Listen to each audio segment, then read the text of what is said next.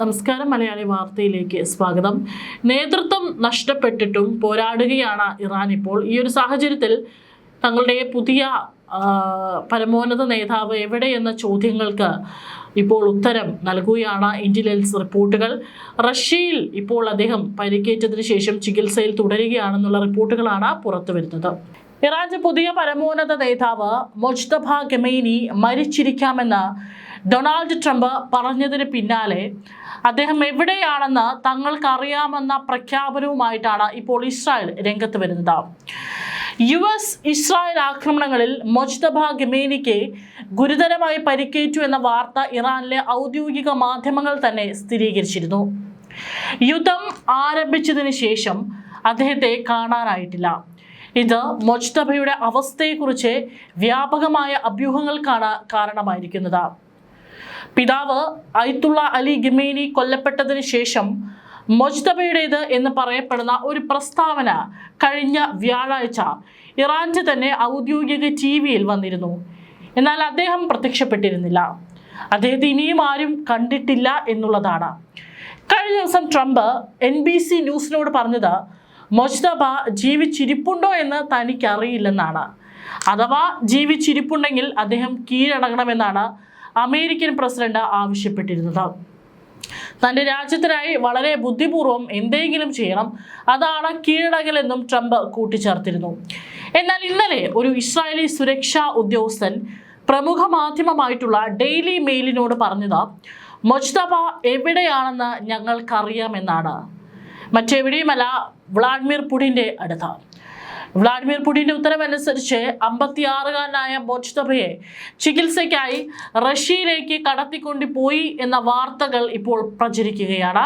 അന്താരാഷ്ട്ര മാധ്യമങ്ങളെല്ലാം തന്നെ ഈ ഒരു വാർത്ത പുറത്തു വരുന്നുണ്ട്. ഇറാനിലെ ചില മാധ്യമങ്ങളിലും ഇത് സംബന്ധിച്ച് ചില സൂചനകൾ പുറത്തു വന്നിരുന്നു. ഈ ഒരു സാഹചര്യത്തിൽ മൊജ്തബയെ സംബന്ധിച്ച് ഏറ്റവും സുരക്ഷിതമായിട്ട് നിൽക്കാൻ കഴിയുന്ന, അല്ലെങ്കിൽ അദ്ദേഹത്തിന് പരിക്ക് പറ്റിയിട്ടുണ്ടെങ്കിൽ അത് ചികിത്സിക്കാൻ സാധിക്കുന്ന ഒരു സ്ഥലം എന്ന് പറയുന്നത് റഷ്യ തന്നെയാണ്. മൊജ്തബ ഇപ്പോൾ മോസ്കോയിലെ ഒരു സ്വകാര്യ ആശുപത്രിയിൽ സുഖം പ്രാപിച്ചു വരികയാണെന്നും ചില ഉന്നതരെ ഉദ്ധരിച്ചുകൊണ്ടാണ് വാർത്തകൾ പുറത്തു വരുന്നത്. അതേസമയം ബെഞ്ചമിൻ നെതന്യാഹു മരിച്ചതായി ചിലർ നടത്തിയ എതിർ പ്രചാരണങ്ങളും ഇപ്പോൾ തള്ളിക്കൊണ്ടും ഇസ്രായേലും രംഗത്ത് വരുന്നുണ്ട്. മൊജ്തബയ്ക്ക് ക്യാമറയ്ക്ക് മുന്നിൽ പ്രത്യക്ഷപ്പെടാൻ കഴിയാത്തതിനാൽ ടെഹ്റാൻ വലിയൊരു ഡിജിറ്റൽ മറച്ചുവെക്കൽ ഇപ്പോൾ നടത്തുകയാണ്. സുപ്രീം ലീഡർ എന്ന നിലയിൽ അദ്ദേഹത്തിൻ്റെ ആദ്യത്തെ ഔദ്യോഗിക പ്രസ്താവന പുറത്തിറങ്ങിയപ്പോൾ അതൊരു വാർത്താ അവതാരകൻ വായിച്ച ഒരു എഴുത്ത് മാത്രമായിരുന്നു. ഓഡിയോയോ വീഡിയോയോ ഒന്നും തന്നെയില്ല.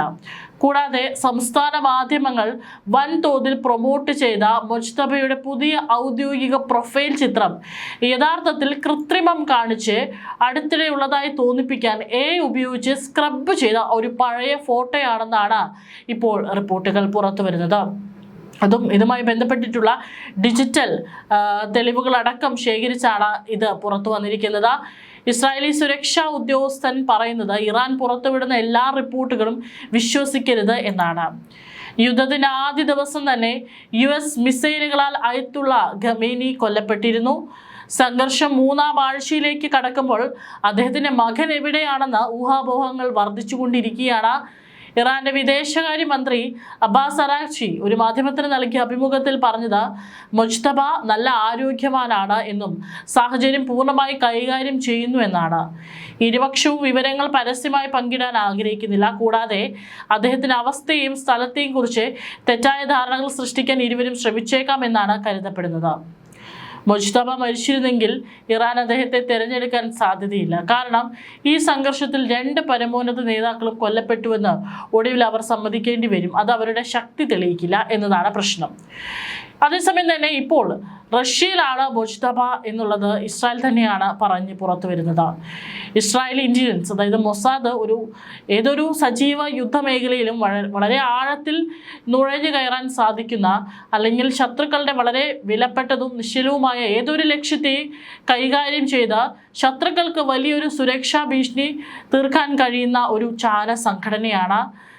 പ്രമുഖ കുവൈറ്റ് പത്രമായ അൽ ജരീദയുടെ റിപ്പോർട്ട് അനുസരിച്ച് മൊജ്തബയെ ടെഹ്റാനിൽ നിന്ന് രഹസ്യമായി ഒഴിപ്പിച്ചു. പ്രത്യേക വൈദ്യ ചികിത്സയ്ക്കായി വളരെ സുരക്ഷിതമായ ഒരു റഷ്യൻ സൈനിക വിമാനത്തിൽ അദ്ദേഹത്തെ മോസ്കോയിലേക്ക് കൊണ്ടുപോയതായിട്ടാണ് ഇന്റലിജൻസ് റിപ്പോർട്ടുകൾ അവകാശപ്പെടുന്നത്. ഇത് വെറും ഒരു മെഡിക്കൽ ഒഴിപ്പിക്കലല്ല, വലിയൊരു ഭൗമരാഷ്ട്രീയ അധികാര കളിയാണ് ഇവിടെ നടക്കുന്നത്. ഇറാനിയൻ പ്രസിഡന്റ് മസൂദ് പെസഷ്കിയാനുമായി നടത്തിയ ഫോൺ സംഭാഷണത്തിനിടെ റഷ്യൻ പ്രസിഡന്റ് വ്ളാഡിമിർ പുടിൻ വ്യക്തിപരമായി അഭയവും ചികിത്സയും വാഗ്ദാനം ചെയ്തതായി അൽ ജരീദ കുവൈറ്റ് പത്രമാണ് റിപ്പോർട്ട് ചെയ്യുന്നുണ്ട്. റഷ്യൻ പ്രസിഡന്റിന്റെ ഒരു കോമ്പൗണ്ടിനുള്ളിൽ അംഗവൈകല്യമുള്ള ഇറാനിയൻ നേതാവിനെ ശാരീരികമായി ചികിത്സ നൽകിക്കൊണ്ട് അദ്ദേഹത്തെ അവിടെ സുരക്ഷിതമായി പാർപ്പിച്ചുകൊണ്ട് പുടിൻ മൊജ്തബയെ ക്രെംലിന്റെ ആണവ കുടക്കീഴിൽ സുരക്ഷിതമായി പാർപ്പിച്ചിരിക്കുകയാണ്. ഇത് കൂടുതൽ US അല്ലെങ്കിൽ ഇസ്രായേലി വധശ്രമങ്ങൾ അസാധ്യമാക്കിയിരിക്കുകയാണ്. മൊജ്തബയുടെ തിരോധാനത്തെ US സർക്കാർ സജീവമായി ആയുധമാക്കുകയാണ്. അടുത്തിടെ ഒരു റേഡിയോ അഭിമുഖത്തിൽ പ്രസിഡന്റ് ഡൊണാൾഡ് ട്രംപ് സുപ്രീം നേതാവിന്റെ പദവിയെ തുറന്നടിച്ച് ചോദ്യം ചെയ്തു. അദ്ദേഹത്തിന് കേടുപാടുകൾ സംഭവിച്ചിട്ടുണ്ടെന്ന് ഞാൻ കരുതുന്നു, പക്ഷെ അദ്ദേഹം ഏതെങ്കിലും രൂപത്തിൽ ജീവിച്ചിരിപ്പുണ്ടെന്ന് ഞാൻ കരുതുന്നു എന്ന് പറഞ്ഞു. US പ്രതിരോധ സെക്രട്ടറി പീറ്റ് ഹെഗ്സെത്ത് ഒരു പത്രസമ്മേളനത്തിൽ ഒരു പടി കൂടി മുന്നോട്ട് പോയി. നേതാവിനെ പരിക്കേറ്റിട്ടുണ്ടെന്നും വികൃതനാണെന്നും US ഇന്റലിജൻസിന് അറിയാമെന്നാണ് ഔദ്യോഗികമായി പ്രസ്താവിച്ചത്. അദ്ദേഹത്തിന്റെ ഈ അഭാവത്തിന്റെ ഭൗമരാഷ്ട്രീയ പ്രത്യാഘാതങ്ങൾ വളരെ വലുതാണ്. US-ഉം ഇസ്രായേലും നിലവിൽ ഒരു ആക്സിസ് ഓഫ് റെസിസ്റ്റൻസിനെതിരെ ഒരു പ്രാദേശിക യുദ്ധം നടത്തുകയാണ്. പുതിയ സുപ്രീം ലീഡർ പൂർണ്ണമായും അദൃശ്യനും ആർട്ടിഫിഷ്യൽ ഇന്റലിജൻസ് സൃഷ്ടിച്ച ഫോട്ടോകളെ ആശ്രയിക്കുന്നവനും ഒരു റഷ്യൻ മെഡിക്കൽ സൗകര്യത്തിനുള്ളിൽ ഒളിച്ചിരിക്കുന്നവനുമാണെന്ന് ആരോപിക്കപ്പെടുന്നവനുമാണ് ഈ സംഘടന. മൊജ്തബ ഖമേനിയെ ദൈനംദിന കമാൻഡ് ഘടനയിൽ നിന്ന് ഭൗതികമായി നീക്കം ചെയ്തതോടെ ഇസ്ലാമിക് റവല്യൂഷണറി ഗാർഡ് കോർപ്സ് ഇപ്പോൾ സ്വയം ഭരണാധികാരത്തോടെ പ്രവർത്തിക്കുന്നുണ്ടെന്നും ഇന്റലിജൻസ് വിശകലന വിദഗ്ധർ മുന്നറിയിപ്പ് നൽകുന്നു. യുദ്ധതന്ത്രം അടിസ്ഥാനപരമായി ഓട്ടോ പൈലറ്റിൽ ഉൾപ്പെടുത്തിയിട്ടുണ്ട്. ഇത് സംഘർഷത്തെ കൂടുതൽ അപകടകരമാക്കുന്നു. കാരണം പ്രാദേശിക IRGC കമാൻഡർമാർ ഇപ്പോൾ ഒരു കേന്ദ്രീകൃതവും പ്രവർത്തിക്കുന്നതുമായ രാഷ്ട്രതലവന്റെ തന്ത്രപരമായ മേൽനോട്ടമില്ലാതെ ബാലിസ്റ്റിക് മിസൈലുകൾ വിക്ഷേപിക്കുകയും ഗൾഫ് രാജ്യങ്ങളിൽ ആക്രമണം നടത്തുകയും ചെയ്യുന്നു. ഖമേനിയെ പുറത്താക്കിയെന്ന് ഇസ്രായേലും US-ഉം വിശ്വസിക്കുന്നുണ്ടെങ്കിൽ പോലും പരസ്യമായി പ്രഖ്യാപിക്കുന്നതിന് മുൻപ് അവർക്ക് 100% ഉറപ്പുണ്ടെന്ന് ഉറപ്പാക്കാൻ അവർ ആഗ്രഹിക്കും. ഏറ്റവും പ്രധാനമായി 2024 ഓഗസ്റ്റിൽ ഹമാസ് സൈനിക മേധാവി മുഹമ്മദ് ദെയ്ഫിന്റെ കൊലപാതകം പ്രഖ്യാപിക്കാൻ ഇസ്രായേൽ 2 ആഴ്ച എടുത്തു. ഒന്നിലധികം കൊലപാതക ശ്രമങ്ങൾ ആവർത്തിച്ച് പരാജയപ്പെടുത്തിയതിനു ശേഷം ദെയ്ഫിനെ 9 ജീവനുള്ള പൂച്ച എന്ന് വിളിച്ചിരുന്നു. അതേസമയം 6 മാസത്തിന് ശേഷമാണ് ദെയ്ഫ് കൊല്ലപ്പെട്ടതായി ഹമാസ് സമ്മതിച്ചത്. അതുപോലെ 2024 ഒക്ടോബറിൽ ഗാസയിൽ ഒക്ടോബർ 7-ന് IDF ഹമാസ് നേതാവ് യഹ്യ സിൻവറിനെ കൊലപ്പെടുത്തിയതിനു ശേഷം മൃതദേഹം വൈറലായ ചിത്രം ഉണ്ടായിരുന്നിട്ടും മരണം സ്ഥിരീകരിക്കുന്നതിന് മുൻപ് അദ്ദേഹത്തിൻ്റെ അവശിഷ്ടങ്ങൾ DNA പരിശോധനയ്ക്കായി കൊണ്ടുപോയിരുന്നു. അതേസമയം ഞായറാഴ്ച ടെലവീവിൽ ഒരു കോഫി കുടിക്കുന്നത് ചിത്രീകരിച്ചുകൊണ്ടും നെതന്യാഹു ഹൃദയാഘാതം മൂലം മരിച്ചുവെന്ന വ്യാജ വാർത്തയെ പരിഹസിച്ചു. നെതന്യാഹു മരിച്ചത് താൻ മരിച്ചുവെന്ന് പറയുന്നു, ഞാനൊരു കാപ്പിക്കായി മരിക്കുകയാണ് എന്നാണ്. ഏതായാലും ഇരു ഭാഗത്തും തങ്ങളുടെ നേതാക്കൾ കൊല്ലപ്പെട്ടു എന്ന് പരസ്പരം അങ്ങോട്ടും ഇങ്ങോട്ടും പറയുമ്പോഴും ആ രാജ്യം അത് തള്ളുകയാണ്.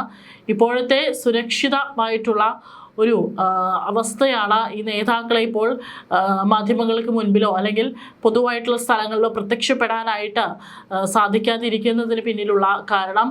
ഏറ്റവും ഒടുവിലായിട്ട് പുറത്തു വരുന്നത് മുജ്തബ ഖമേനി റഷ്യയിലുണ്ട് എന്നുള്ളത് വാർത്തകളാണ്.